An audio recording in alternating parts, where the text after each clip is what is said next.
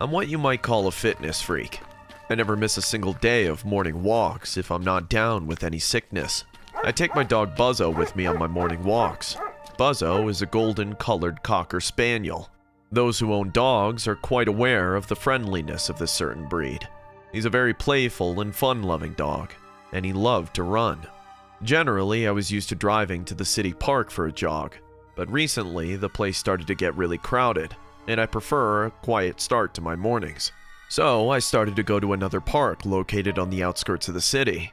Mostly in the mornings, the park remained completely empty. It was a foggy winter morning when I started from my house at 5:30 a.m. Buzzo was sitting in the back seat and enjoying the highway ride. At around 6, we reached the park. The park was surrounded by wooden fences. Due to poor maintenance, the fence was broken in a few places.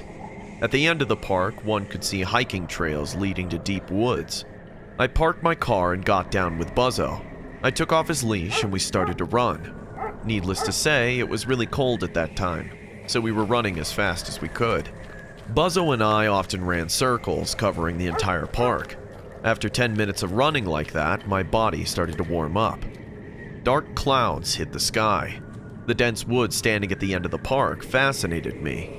The ambiance was in complete silence. I could only hear the wind. Surprisingly, not a single bird was chirping that day. It made me feel as if we were the only living thing out there. Buzzo was running in front of me when he suddenly picked up a broken twig and came rushing towards me. He liked to play catch, so I took the twig from his mouth and threw it. "There you go, boy."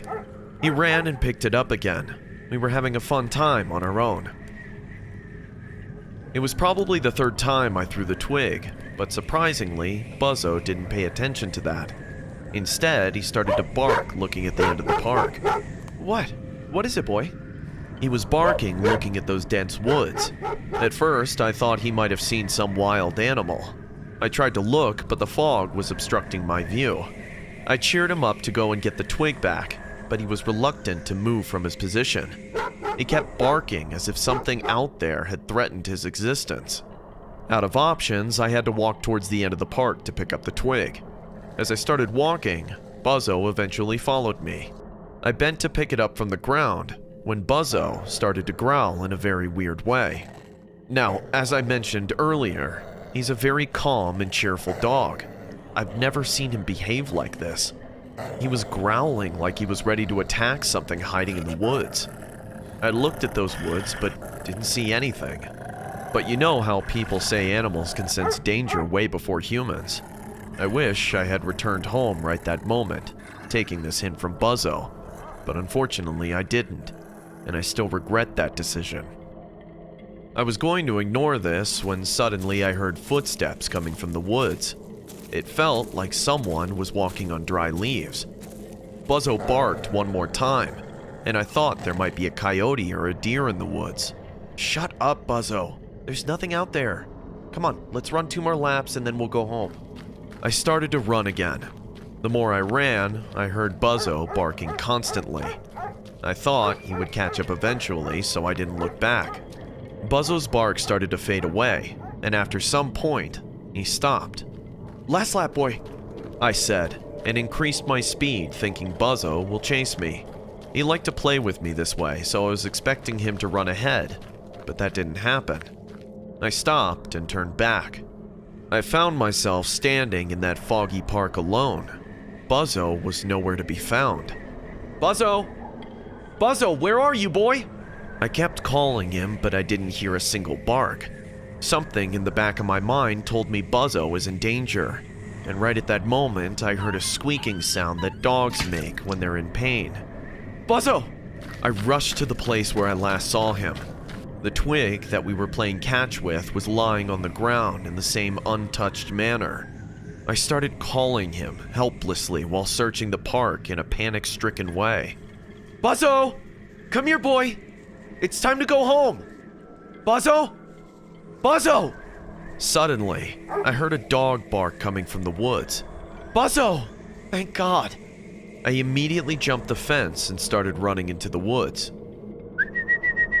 "Buzzo! Come, boy! Come on!" Again, the bark took place and I got sure Buzzo is hiding somewhere. Maybe he chased a squirrel into these woods. Buzzo! Buzzo! But I froze on the ground. My heart stopped in fear. What I saw next, I will never be able to forget. My beloved Buzzo was lying under a big oak tree. He was dead. Blood was all around him. His golden fur was now vicious red. He was lying dead, drenched in his blood. And his face. Oh my God. I can never wash off the sight from my mind. Someone stomped his small head with a rock. I was standing there like a statue, figuring out how to react when I heard a dog bark right behind me. It was the same bark I heard a few seconds ago, thinking it was Buzzo. But Buzzo's dead. Then who's barking behind me? I slowly turned around. The blood in my veins was turning to ice. I was sweating in fear, just about to cry. As I looked behind me, I saw a scary-looking man standing near a tree and smiling at me. There was something in his grin that made me feel disgusted and terrified at the same time.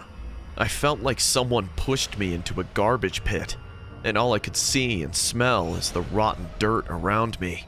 The man then stopped grinning and barked like a dog. His bark was so authentic that you could never identify it was coming from a human being. Just then, my eyes went to his hand, and I saw a bloody rock. I had no doubt that he crushed Buzzo's head with that.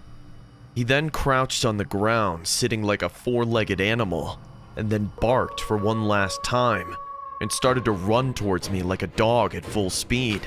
I screamed and ran for my life. I fell on the ground while jumping the fence and hurt my ankle, but somehow I picked myself up and sprinted towards my car. I don't know how I drove home that day. I went to the cops the next day and told them everything. After hearing what happened to me and my poor dog, a cop said, "You're not the first person to report about such an incident in that park. We've gotten many complaints from people who went to walk their pet or go for a jog like you, and found them dead in those woods under mysterious circumstances. They all told us a vicious-looking madman killed their pets and chased them like a maniac. Even though we searched the park, we didn't find any suspect. Also, the woods are so deep, it was almost impossible to search the entire area with a well-equipped task force. I knew the cops aren't going to invest much effort into this matter, but every night I wake up in my sleep, seeing the most horrifying dream, where my poor Buzzo is lying dead on the ground, covered in blood, and that maniac sitting next to his corpse, eating his raw flesh like a demon from hell.